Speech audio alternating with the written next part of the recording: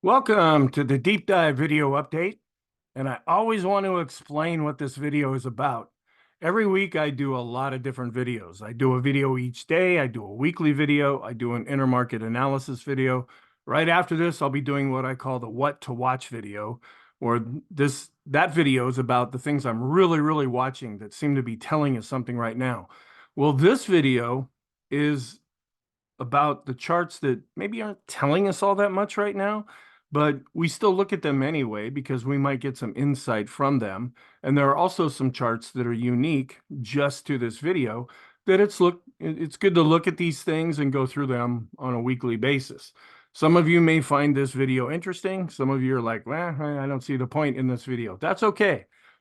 I like to give all the information that I can to folks to help you make good decisions, and then you can decide what you find useful and not useful. This is being prepared for Monday, May 6th. The first chart, I show it every week, and we only look at it in this video. This is a chart of the VIX, which measures fear. When the VIX is high, it's time to buy because the market's been going down. When the VIX is low, it's time to go because the market's been going up. Well, the VIX is on here, but then I turned it invisible. And over top of that, I have a 50-period exponential moving average. When they first started using the VIX, the idea was to use static numbers. When we get down to 12 or so, or below that, that means the market is very complacent and there's not a lot of fear. When we get to 20 or above, that means there's a lot of fear in the market, and we're usually going down with a vengeance at that point. Well, over time, the VIX doesn't stay within those ranges. So we want to see it on a more dynamic basis. And that's what the moving average does. And you can see back in 2007 into 2008, when we were really going down in the market, the VIX went a lot higher and actually established a higher range. Then as we were coming up out of that, we established a lower range. Then after the COVID plunge and the difficulties in 2022, we were up to a higher range. Now we've been coming down and trying to establish a lower range. You can see that we've been ticking back up just a little bit lately as the market has been under pressure. If we start to go back up, chances are this moving average will continue to go down, and we may, over a period of time, start to establish a lower range. If things really turn negative, we're probably going to go back up and establish a higher range. We're not doing that yet, but that's why we look at this chart. We don't make decisions based on it. This is just more informational, so we have more of an idea of what the market's dealing with right now. This is also a chart of the VIX, and this is the actual VIX on this chart above. And then I want to see how fast is it moving, because sometimes when the VIX really gets moving in one direction or the other, it can get to an extreme reading and either top out or bottom out at some point. And I use an RSI momentum oscillator based on 9 periods to measure that. And you can see when we were going down recently, that means the VIX goes up. We were getting some extreme readings. Now, as the market's been bouncing back up, we're not getting extreme readings and we're more at the midpoint. Now, if we really start going to the upside, we might see an extreme negative reading here, meaning stocks have been really powerful, maybe a little too powerful at some point. Here's another study of the VIX where there's an indicator that we apply to the VIX called the VVIX, and it measures the volatility of the VIX. Sometimes we just call this the VIX of the VIX. And then I take a ratio here, and you have the ratio in the middle area of this chart, and then I plot another moving average.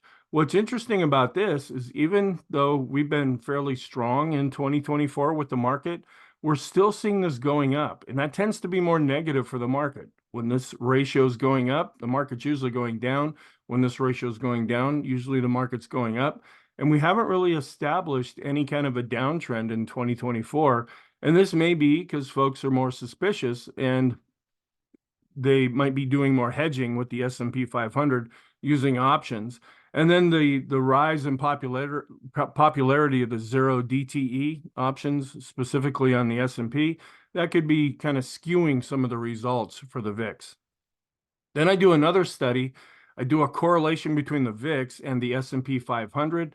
Sometimes when we get up to a really high reading, that might be telling us something when our other charts are not saying something at that time. Well, right now, this correlation it's going up a little bit, but it's not giving us any kind of an extreme reading, so I haven't been showing that. Then on top, we have a thing called the MOVE Index, where the VIX measures the volatility of stocks. The MOVE Index measures the volatility of bonds. What I look at is mainly the correlation below. And right now, the volatility, this isn't measuring price or direction or anything like that. This is just measuring how volatile is the bond market versus how volatile is the stock market. And they both have been going down lately as we've seen bond prices going up, dropping interest rates, and stock prices have been going up lately. So we're seeing a pretty strong correlation between these two different indexes. Then there's a variation of the VIX where the VIX uses at the money options, looking out 30 days to think how volatile will things be at that point. Well, the SKU index uses out of the money options to look out 30 days to measure volatility. And this sometimes will get up into this red area. Well, we're not there now, but when we do get up into this red area, that just means the market is expecting some kind of a big move, but we're not there now. So I haven't been showing this chart. Then I do a VIX to move ratio. And we're kind of seeing this as well with the previous study that we saw, where I mainly follow the moving average. Typically, when this is going down, that's positive, means the market's going up. And when this is starting to go up, that's when the market is usually going down. Well, we've been having a pretty good year in 2024, but this moving average still continues to go up. Now, we're at a tipping point with the market right now, at least based on what I look at. We are possibly turning more positive. If that ends up happening, then if we really start to go to the upside, it would not surprise us if we start to see this moving average come down. We don't use this for making decisions either. This is more just for informational purposes. But if we continue to go up and this moving average goes up, we'll just kind of make note of that, realizing that this ratio usually goes down when the market's going up. Then I had been showing this for a while, but then I dropped it because for most of 2024, this indicator really hasn't been showing us much of anything. This is risk on versus risk off. High beta stocks are risk on. These are stocks like the Magnificent Seven that tend to outperform the market when we're going up, but they also outperform on the way down, meaning that they go down more than the rest of the market. So they're considered to be risky. And we do a ratio with the equal weight S&P 500, which has more value companies. It does have growth stocks in there, but they're all treated the same. And it's not skewed for the Magnificent Seven stock since it's an equal weight ratio. And typically when this is going up, that means we're more risk on. Folks are favoring stocks. When this is going down, they're getting out of stocks and maybe jumping into more conservative stocks, if not getting out of the stock market and maybe jumping over to the bond market.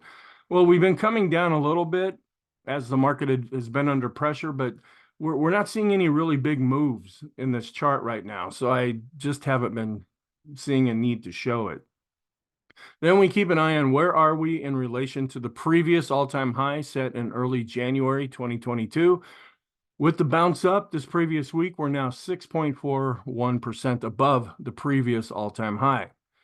Then Stock Charts has this thing called technical alerts, and these are for the whole week. I go through them each day in the daily video, but I look at this more, what's most of the color that's happening. If we're having a down day, we're red. If we're having an up day, we tend to be blue or green here. And so you can just kind of get at a glance whether things are looking more positive or negative, not only for the S&P, but across different sectors and other indexes. Then Stock Charts also has this ability called technical scores.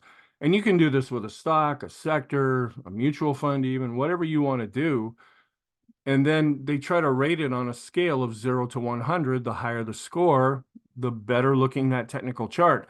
So they're trying to remove as much emotion from the analysis as possible to give you an objectively made number to look at. And everything I do is centered around the S&P 500, all the strategies that I do and everything I teach in my class. But I also keep a real close eye on other indexes, such as the Dow, of course, the S&P itself, the QQQs, which is the NASDAQ 100, the mid caps and the small caps. And then I rank them on a scale and with the higher the score, the better looking the chart.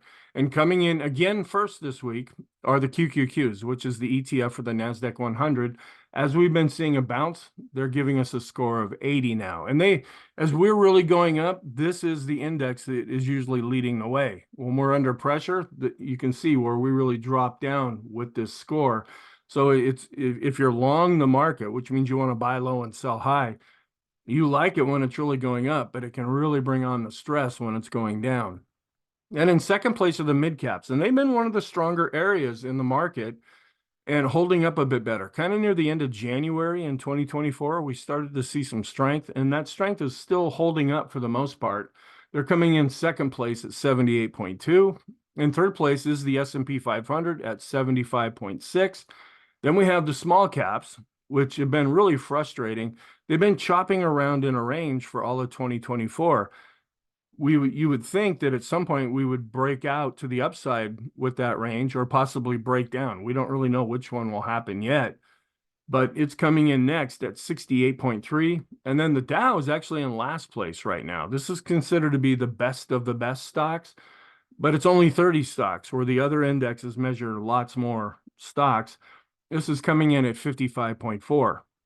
Then I have some short-term charts. This is a short-term rainbow. It's short-term based on the moving averages that are plotted here from 10 periods up to 50 periods. And we're starting to come back up to the top end of the rainbow in the short term. If we can get above that and then stay above it, that would help turn the short-term trend back to positive after we had come down and actually fallen below the rainbow. And we look at a number of different short-term oscillators. And a lot of these I'm now showing in the daily videos because we're getting extreme positive readings. One that I'm not showing yet is the CCI based on 20 periods. The CCI based on 14 periods, that's already getting an extreme reading. Now, there's two ways to look at these readings. When we get extreme, that can mean we're overbought and due for a pullback. Other times when it can stay up in this extreme area for a lengthy period of time, and that's just showing good, solid upward momentum. But right now, we are improving with the CCI 20, but we're not extreme. If we do keep going up and get to an extreme reading, then I'll start showing this in the daily videos. And then I have this thing that I call the boom indicator, and I developed this decades ago, but I never had a name for it. I got it from somebody who was demonstrating this process in a webinar a few years ago, and they would talk about when price gets far away from a moving average, it has a tendency to snap back. And as they were demonstrating this, they would say, boom, boom, boom, either up to the upside or to the downside. And so what this measure indicates is how far is price from a 20 period, 50 period, and 200 period moving average. When we get to an extreme positive reading, then we're getting a little far away to the upside. When we get an extreme negative reading, then we're getting a little too far away from the downside. So we can use that like an oscillator. We have been bouncing back up a little bit after getting an extreme negative reading with the 20.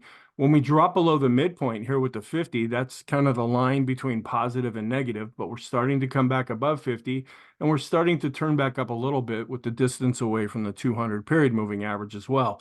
I won't show this chart unless we start to get extreme in any of these three charts.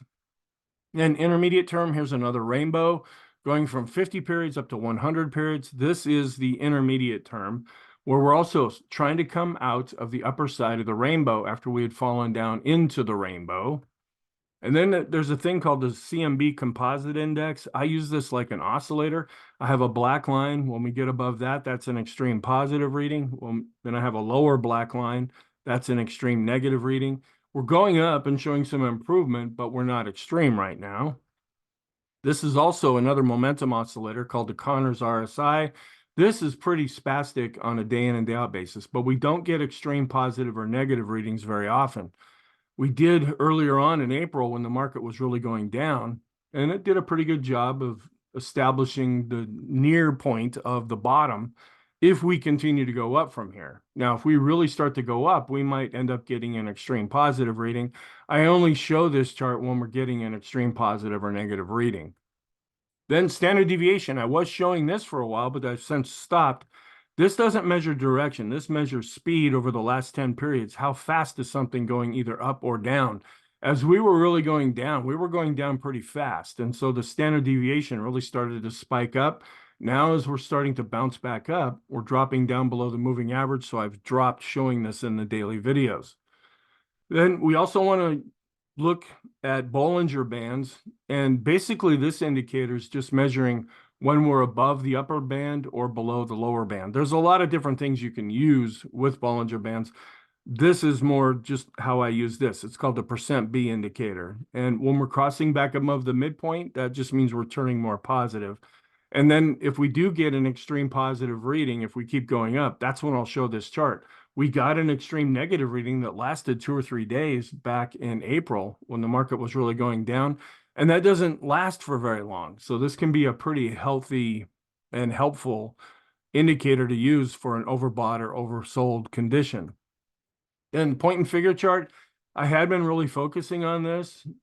We were showing all X's going up, and that was actually triggering a warning sign. But since then, we've been pulling back, and so we're seeing some O's in here, but there's no signal that's being generated currently. So there hasn't been any change in this chart. We haven't moved enough yet to either draw in any new X's or O's. Then this is an anchored moving average, and I'm going to try to do some more studies with anchored moving averages. They're becoming more popular and actually quite insightful. The one that I use is pretty much confined to this chart right now, where this is an anchored moving average going back to the previous all-time high. Well, we're far above that right now, and so there's been no need to show this chart. I also have some anchored moving averages going from the COVID low. Now, these differ from regular moving averages, where moving averages look back. If it's a 20-period moving average, then it calculates 20 historical periods back to come up with the current result. Where anchored moving averages, you can connect them to a high somewhere along the line here, and then they extend forward. So it's a little different way of doing an analysis that can be quite insightful. But I'll play around with this and see if I come up with anything more than what I've been using lately. Then we're above the 200-day simple moving average. Right now, we're at 9.02% above the 200-day simple moving average.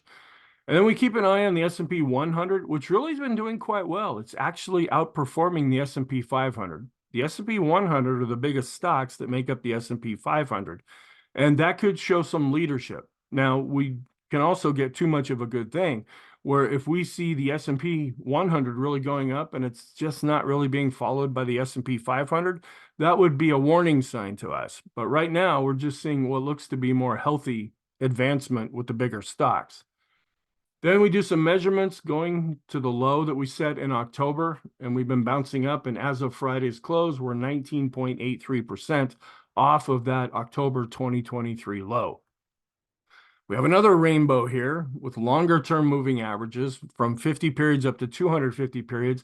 We did start coming down into the top end of the rainbow. If we can start to bounce back up out of this, that would turn the lines a little bit more back up and be more smooth. But for right now, the long-term trend is continuing to hold up. Then this is a daily chart of the Special K, a long-term oscillator.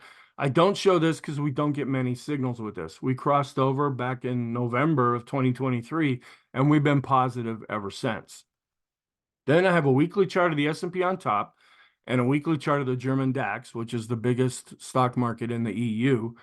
And we look at the correlation, and there is a pretty strong correlated relationship right now. So what's happening in Europe sometimes can happen before it ends up happening in the US. So we just want to keep an eye on things in Europe, because that tends to happen culturally, with fashion, even with technology to a degree, where things tend to happen first in Europe before they start happening in the US. Sometimes that can happen with the stock market as well.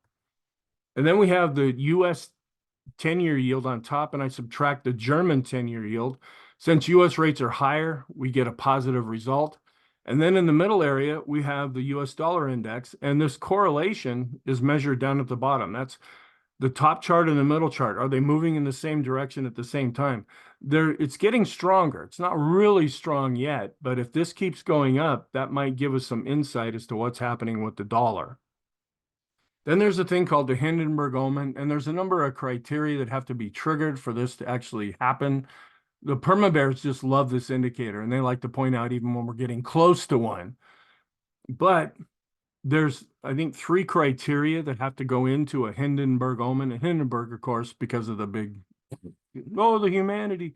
And this tends to be a very negative event where we hit an opposite. We have like extreme down volume and then extreme up volume within a certain period of time. And when those 3 conditions are met, a spike is generated here. And we had one at the first part of February that was generated. But to make this valid, it has to have another signal within 20 trading days. And we didn't see that.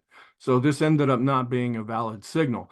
Other times you can see where we saw a lot of these being triggered right around each other, and then what the market did after that. So typically this will mark a top before we start to see some real problems in the market. We're not generating one right now, so there's been no need to show this. And some different support and resistance. This is going to the all-time high with the S&P back to the low that was set in October. We're still well above all these fib retracement levels, so I haven't been showing this chart. Then some broad market measures where the VIX measures the volatility of the S&P. The VIXN measures the volatility of the NASDAQ 100. As it's been going up, we've been seeing this going down. And then we want to keep an eye on the financial sector. It's still positive and still holding up just fine. But if we really start to fall, there's some pretty significant support levels here that had been resistance that now has turned into support. But it's quite a bit above where we're at right now. So there's been no need to show this chart. This is the bank ETF, which has pretty much been chopping sideways. It's still in a longer term uptrend. And it ended up being up on Friday and getting back above its 50-day moving average. Then we look at regional banks, and that's an area that we're kind of keeping an eye on right now to see if there's problems, because it was about a year ago we had Silicon Valley Bank, Republic Bank. A few months ago, New York Community Bank. We're wondering if the list is going to grow and send us into some kind of financial problems or difficulties like we saw back in 2008 or so. We don't know. There's people that, of course, they're predicting that this is going to happen. There's other people that say, no, everything's under control. We just want to keep an eye on what's happening in the market. So we compare the regional banking ETF with the financial sector. It bounced back up on Friday, but it has been underperforming. This big drop down that you saw, that's when New York Community Bank came out with their warning saying, we're having a few problems here. This big dump that you saw was about a year ago when we saw Silicon Valley Bank and Republic Bank coming out and saying, we got some problems here. So we just keep an eye on this right now. Then we have the S&P on top, and then a ratio of the Qs, which is the NASDAQ 100 to the Dow. And they're having a fairly strong correlated relationship. Again, this doesn't tell us direction. This just means if one's going up, the other ones are probably going up too. If one's going down, the other ones are probably going down as well. And then we're still concerned about the transports. In a good, solid environment, we want to see this red line above the black line, meaning the transports are outperforming the Dow. We're not seeing that. The Dow has been doing well and recently set a new all-time high, but the transports in 2024 have just been chopping sideways and continue to underperform. Then we look at the large caps as measured by the Russell 1000. That kind of equates to the S&P 500. And then we look at small caps, which is the Russell 2000, and we look at the ratio. And I haven't been showing this because we've been going higher overall, meaning that the large caps are outperforming, but we're not seeing any real conviction behind any of these moves right now. Then I have a couple of rate of change charts. These are just for information. They're very long term. We're going back up slightly with the 250 rate of change on this chart, and we're still below this blue line, but starting to go back up slightly with the other chart going back to 1980, just showing that the market is hanging in there. We got a little bit concerned when it peaked above this blue line, a reading of 30. Now, I put the blue line on there, so it doesn't necessarily mean it's magical, because sometimes we can go well above that. This time, it did end up suggesting that maybe we're in need of a pullback, but we don't use this alone. We use it in conjunction with other charts to kind of confirm what's happening. But it had been pulling back, but now it's starting to go back up. Then we keep an eye on bonds, and we look at 1 to 3 year Treasury bonds, and we compare it with 3 to 7 year Treasury bonds. When this is going up, that means folks are really concerned about interest rates. Well, we had the employment situation report come out on Friday that was weaker than expected and really calmed fears, at least for Friday's session. They could all come roaring back on Monday. And so we're seeing this ratio coming down a little bit. If this can continue to go down, that generally means interest rates are going down and stocks are going up. We look at an inverse of that same chart with 7 to 10-year bonds. When this is going down, that means that the shorter term bonds are actually outperforming because their interest rates are continuing to go up. Well, this is starting to go back up a little bit now. And so that could be suggesting a little bit more friendly interest rate environment, but we need to see more follow through with this. And we look at the long-term bond ETF on top, that's in blue, which has been going up, and the S&P, which has been going up recently. And we can see that the short-term correlation, the long-term correlation based on 50 periods, it's improving a little bit and getting a little bit stronger on the short term based on 10 periods. We just want to keep an idea of the interaction between stocks and bonds, and this chart helps us do that. And we look at the QQQs and also measure them with bonds. They're having also a pretty strong correlated relationship currently. And then we want to keep an eye on the yield curve, the 10 to the 2 and the 10 to the 3 month. Those are still inverted and have been inverted now for quite a while. And we're just waiting to see when they go back to looking more normal. That usually begins the countdown to see if we're going to go into a recession. But we need the employment situation to kind of fall apart first. That's when we would typically see these yield curves going back to looking more normal. Now, there's always exceptions to that. I'm just basically giving you general guidelines. Then we look at tips, which are short-term and can readjust for inflation and interest rates. When this is going up, that means tips are outperforming. We compare that to 3 to 7 year bonds, and we've been going sideways here. And we're actually starting to see more of a golden cross with this ratio as the market's been more concerned about interest rates. Where it's more pronounced is on this next chart. We look at tips, which are short-term, and then 7 to 10 year bonds. This had really been going up, but since interest rates have lately been coming down, we're seeing this ratio coming down. We want to see this continue and start to decline like we saw back through October and into November and into the end of 2023. If this does continue to go down, that would give more support to stocks for going up. Then 1 to 3 month T-bills, pretty much cash compared with 3 to 7 year bonds. When this is going up, that means cash is outperforming because interest rates are going up. So why get a 3 to 7 year bond now if a week from now it's going to have a higher yield? You've locked in a lower yield right now. And so people prefer to keep cash currently. Well, now we're starting to see this ratio coming down. Is this an anomaly, or are we going to start to see a trend with this going lower? Then I have a number of things called possible positive scenarios. These became really useful in 2022 when we were going down and then we would bounce back up and then go down. And when we see a convergence of a lot of different things happening at the same time, that can help us signal that we're at a bottom in the market. But these charts can still be useful on a day in and day out basis. And I use a lot of them in every video. Well, what's included here are the charts that I am not using right now in the daily videos. This is the percent of stocks in the S&P that are above their 200 period moving average. And I have a different study that I show pretty much every day in the daily video. This one is an oscillator. When we look for an extreme positive or negative reading, when we're above 50, we're more positive than negative, and we have been bouncing back up lately. So we're not getting any kind of an extreme reading, but we are showing a little bit of improvement. We use that same basic idea and look at stocks above their 50 period moving average for the S&P. This is starting to come back up and slowly crossing back above 50 as we're potentially turning more positive. The S&P is parked right at its 50-day simple moving average right now when you look at the index itself. So it's really at a tipping point, whether we're going to break higher or end up going lower or continue to chop sideways. And we also look at the mid caps. Where are they in relation to their 50-period moving average with stocks inside of these ETFs? And we're showing some improvement here. And we look at it with small caps, lagging behind a little bit, but also showing some improvement later in the week. Then we look at the S&P on top and compare it with the 2-year Treasury yield, which just a week ago hit 5%. My goodness.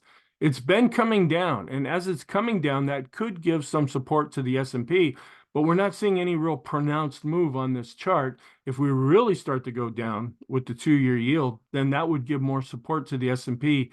And usually that's short to intermediate term support. So thank you. I hope you found this helpful. I will be preparing the what to watch video after this. So I hope you have a really good weekend, and I will talk to you in the next video.